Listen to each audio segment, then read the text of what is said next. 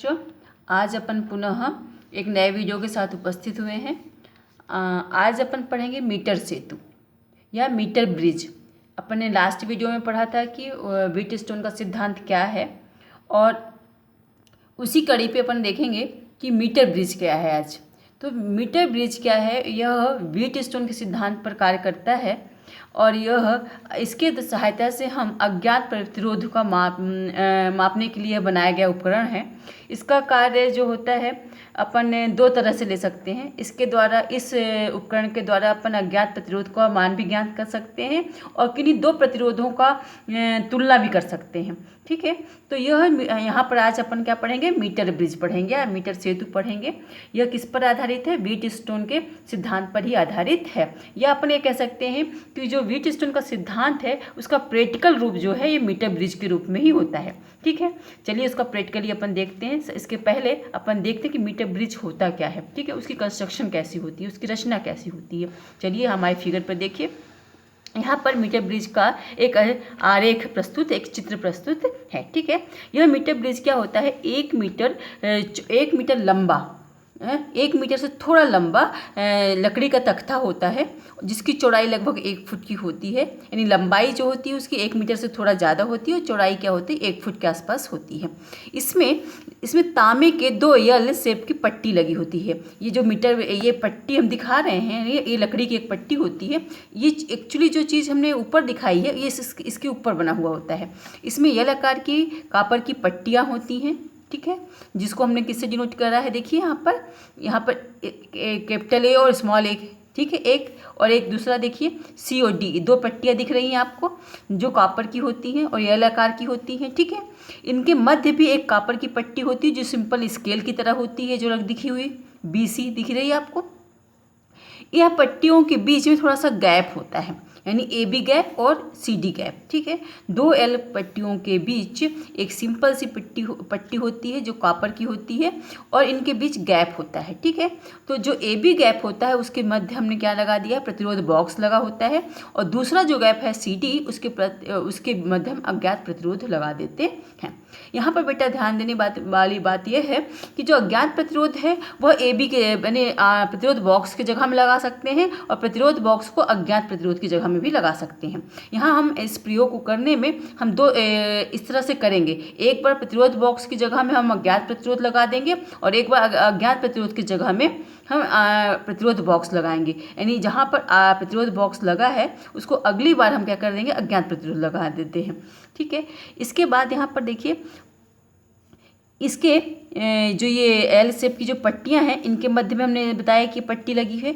इस मध्य पट्टी के साथ जो होता है वो गैल्वेनोमीटर लगा होता है, यानी धारा मापी लगा होता है। एक जॉकी की कुंजी लगी हुई, जॉकी दिख रही है यहाँ पर, ये जॉकी कुंजी लगी हुई होती है, ये जॉकी कुंजी लगी होती है। ठीक है,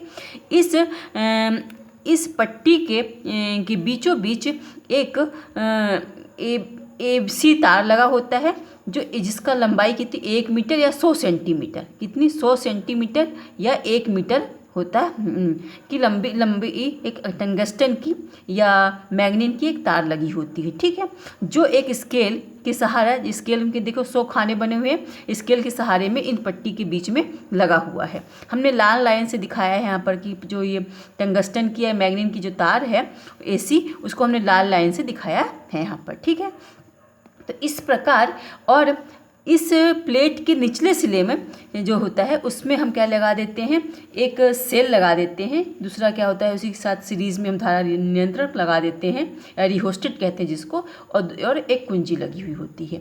इस प्रकार यह हमारा मीटर सेतु की रचना होती है। एक बार पुनः सुनिए कि मीटर सेतु की रचना किस प्रकार होती है।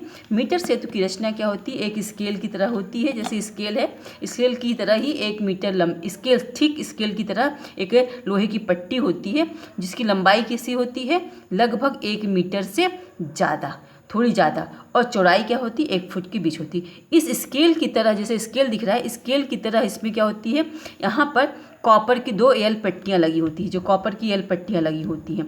बीच में भी एक कॉपर की स्केल लगी होती है जो एल साइज़ की नहीं, सीधे स्केल की साइज़ की होती है। ठीक है, ये पट्टियाँ दिख रही हैं, ये पट्टियाँ इन्हीं, अगर हम इस पर स्केल के ऊपर रख दें तो एक पट्टी यहाँ पर दिखेगी एल साइज़ की, एक पट्टी यहाँ एल साइज़ की दिखेगी और बीच में एक पट्टी दिखेगी, ऐसी ये पट्टियाँ लगी होती हैं। ठीक है, इन पट्टियों के जो बीच में जो गैप है, इसमें एक में प्रतिरोध बॉक्स, जैसे यहाँ पर प्रतिरोध बॉक्स लगा दें, यहाँ पर हम क्या अज्ञात प्रतिरोध लगा दें, और जो बीच वाली पट्टी होती है उससे हम क्या लगा दें, एक धारा मापी और एक जॉकी की लगा दें, जिसको स्पर्शी कुंजी भी कहते हैं। ठीक है, ठीक इस स्केल के ऊपर, इस पट्टी के ऊपर एक स्केल होता है जिसमें क्या होते हैं, 100 खाने बने हुए होते हैं। इस जॉकी की को हम इस तार के ऊपर घुमा मतलब खसका सकते हैं। ठीक है, इस स्केल के ठीक नीचे से हम एक कनेक्शन कर देते हैं, एक विद्युत सेल लगा देते हैं, विद्युत वाहक सेल ई है, धारा नियंत्रक RH और कुंजी के लगा हुआ होता है। यह इसकी क्या हो गई, रचना हो गई। आपको पूरी तरह से रचना समझ आया हो गया। जो ये पट्टियाँ होती हैं वो क्या है कि होती हैं, ये कापर की पट्टियाँ होती हैं, तांबे की होती हैं। ठीक है, ये तांबे की पट्टी एक स्केल की तरह से, और यल साइज़ की 2 पट्टियाँ दिख रही हैं। ठीक है बेटा, ये 2 दिख रही हैं। ये अज्ञात प्रतिरोध जिसका हमको प्रतिरोध ज्ञात करना होता है, वो CD के मध्य लगा दिया, और एक प्रतिरोध बॉक्स लगा दिया जो AB के मध्य लगा हुआ है। ठीक है, ये क्या है, स्केल होता है जिससे हम क्या कहते हैं, जॉकी तार के बीच में जब खसकाते हैं, कितना खसका उससे हम रीडिंग पढ़ लेते हैं। ठीक है, ये टंगस्टन का या मैग्नीन का एक तार लगा हुआ है, AC, ये दिख रहा है, AC तार लगा हुआ है। ठीक है, नीचे इसके क्या लगा होता है, एक सेल लगा होता है, रिहोस्टेट बॉक्स रिहोस्टेट धारा नियंत्रक लगा तो कुंजी लगा होता है। अब इसका सिद्धांत क्या है, इसका सिद्धांत है कि ये किस पर आधारित है, व्हीटस्टोन के सिद्धांत पर आधारित होता है। इसकी चलिए इस पर देखते हैं कैसे काम होता है। जैसे ही हम क्या होता है, प्रतिरोध बॉक्स से किसी कुछ प्रतिरोध एक प्रतिरोध है, 2 प्रतिरोध का कुंजी निकाल लेते हैं इससे। ठीक है, की निकाल लेते हैं तब, और कुंजी के को दबा देते हैं, तब इस सेल में क्या होता है, इस परिपथ में धारा प्रवाहित होने लगती है।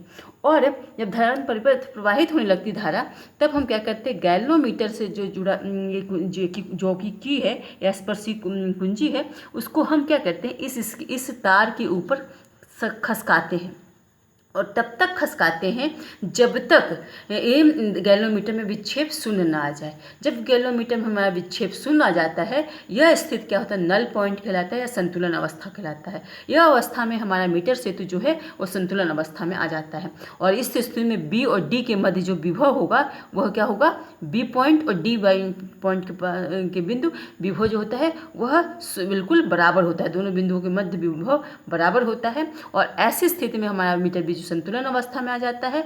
और इस स्थिति में जो यह मीटर ब्रिज है वह क्या होता है, व्हीटस्टोन की तरह कार्य करने लगता है। यानी P जैसे व्हीटस्टोन के हिसाब से क्या होता है कि जब संतुलन अवस्था में आता है, तो मान लीजिए यहाँ पर D पर पॉइंट पर संतुलन अवस्था हमको मिल गया, तो A से D तक की जो तार का प्रतिरोध होगा उसको हम किससे डिनोट कर दें, P से। ठीक है, और D से C के मध्य जो तार है उसको हम उसका प्रतिरोध किससे डिनोट कर दें, Q से। तो व्हीटस्टोन के सिद्धांत से क्या हो जाएगा, R/P बराबर हो जाए, अगर इसको देखें R, तो R/S बराबर हो जाएगा P/Q से। ये व्हीटस्टोन के सिद्धांत होता है संतुलन अवस्था में 2 प्रतिरोधों का। तो P बराबर देखिए, तो R/S बराबर क्या हो जाएगा, R/S बराबर क्या हो जाएगा, यहाँ से AD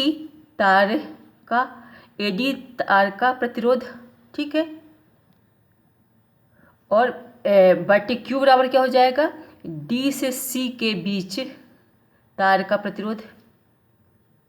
ठीक है, जिसको हमने क्या माना है, A से D के बीच मध्य तार का प्रतिरोध क्या माना, P, और D से Q के बीच प्रतिरोध तार को मान लिया Q। तो R/S बराबर हो जाएगा AD तार का प्रतिरोध बराबर क्या होगा, तो अगर हम तार का क्या मान लें, लंबाई कितनी माना है, 100 सेंटीमीटर माना है। ठीक है, तो मान ला A से D तक की दूरी कितनी है, जहाँ पर संतुलन जब हम पर विक्षेप शून्य आया है तो उसको L माना है। ठीक है, तो L तार का प्रतिरोध क्या हो जाएगा, तो L तार का प्रतिरोध, तो प्रतिरोध के सूत्र से प्रतिरोधकता मान लीजिए हमने इस तार की प्रतिरोधकता X मान ली है, तो X बराबर होता है R/A × L के सूत्र से। तो R बराबर क्या हो जाएगा, LX/A होगा। तो इस तरह से AD तार का जो प्रतिरोध होगा वो क्या हो जाएगा, LX/A। इसी प्रकार DC के बीच का प्रतिरोध क्या हो जाएगा, DC के बीच क्या हो जाएगी, क्योंकि DC की दूरी कितनी हो जाएगी, पूरी AC की लंबाई कितनी है, 100 सेंटीमीटर। ठीक है, तो हमको और A से D तक की दूरी कितनी आ गई, L, तो CD दूरी कितनी हो जाएगी, 100 - L होगी। ठीक है। तो सी डी की कितनी हो जाएगी, यानी 100 माइनस यल इंटू एक्स बटे ए, ठीक है। ए कैंसिल हो गया, एक्स कैंसिल हो गया, यानी आर बटे एस बराबर कितना, यल बटे 100 माइनस यल आ गया। यह यहाँ अज्ञात प्रतिरोध क्या है, यस हमने माना है। देखिए अपने फिगर में देखिए हमारे एस बराबर क्या, अज्ञात प्रतिरोध, तो एस बराबर क्या हो जाएगा, एस एल बराबर 100 माइनस एल इंटू आर, या एस बराबर क्या हो जाएगा, आर टाइम्स 100 माइनस एल बटे एल। यह हो गया अज्ञात प्रतिरोध का मान ज्ञात करने का सूत्र, ठीक है। ये हो गया सूत्र। इसी प्रकार से बेटा अब फिर पुनः देखते हैं अपने फिगर में, अगर इस प्रतिरोध को हम कहाँ लगा दें, प्रतिरोध बॉक्स के पास लगा दें दोबारा, ठीक है, और इस प्रतिरोध बॉक्स को यहाँ लगा दें, तब क्या हो जाएगा, अगर हम उसको उल्टा कर देंगे तब इस कंडीशन में क्या हो जाएगा, यस बराबर हो जाएगा यल अपॉन एस बराबर हो जाएगा R times L upon 100 minus L हो जाएगा। इस बार इसको सूत्र बदल जाएगा, ठीक है। तब इसको क्या हो जाएगा, दोबारा सूत्र क्या हो जाएगा, R times 100 R times L बटे 100 माइनस एल हो जाएगा। अगर हम क्या कर देते हैं, एस को रेजिस्टेंस प्रतिरोध बॉक्स के पास लगा देते हैं और प्रतिरोध बॉक्स को एस के पास लगा देते हैं, तो इसको हमको प्रयोग में ऐसा करना है। एक बार तो हम प्रतिरोध बॉक्स को ए बी के बीच लगाएंगे, किंतु दोबारा जब हम दोबारा परीक्षण लेंगे तो इस प्रतिरोध बॉक्स को सी डी के बीच में लगाएंगे और अज्ञात प्रतिरोध को ए बी में लगा देंगे। ऐसा करने से हमारा क्या होता है, अज्ञात प्रतिरोध का जो प्रतिरोध आता है उसमें क्या होता है, त्रुटि जो होती है वो उसकी शुद्धता बढ़ जाती है और हमको त्रुटि जो उसकी में एक्यूरेसी है वो बढ़ जाती है। तो हमको इस प्रयोग में सावधानी ये इस तरह से करना है कि एक बार प्रतिरोध बॉक्स को ए बी के बीच लगाना है और दूसरी बार क्या प्रतिरोध बॉक्स को सी डी के बीच लगाना है, और इस तरह से एक्सचेंज करके हम 2 से 3 रीडिंग लेते हैं और फिर औसत मान निकाल के अज्ञात प्रतिरोध का प्रतिरोध ज्ञात करते हैं। चलिए बेटा, आशा करते हैं आपको समझ आया होगा। फिर भी आप देख लीजिए स्क्रीनशॉट, जैसे आपको एग्ज़ाम में लिखना है कैसे लिखना है उसका स्क्रीनशॉट लेने के लिए आप देख लीजिए, एक बार थोड़ा सा देख लीजिए कैसे लिखना है। ये देखिए मैंने नोट्स बना दिया है, तो आप देख लीजिए कि नोट्स पढ़ लेंगे तो आपको और अच्छे से समझ आ जाएगा।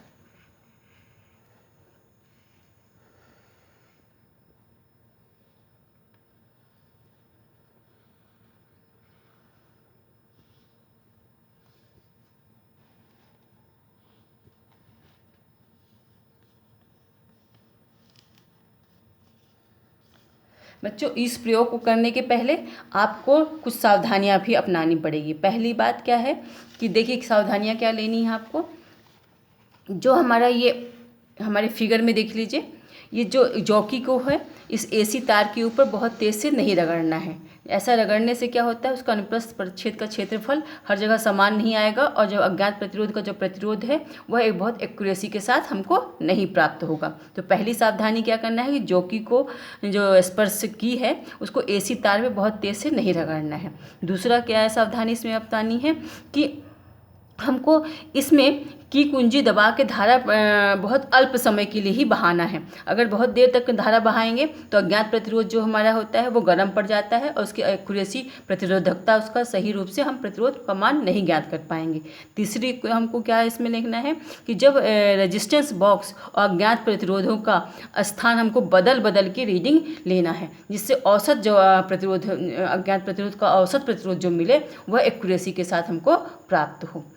आशा करते हैं बेटा आपको पूरी तरह से समझ आया होगा। एक बार और अच्छे से स्क्रीनशॉट ले लीजिए और समझ लीजिए, आपको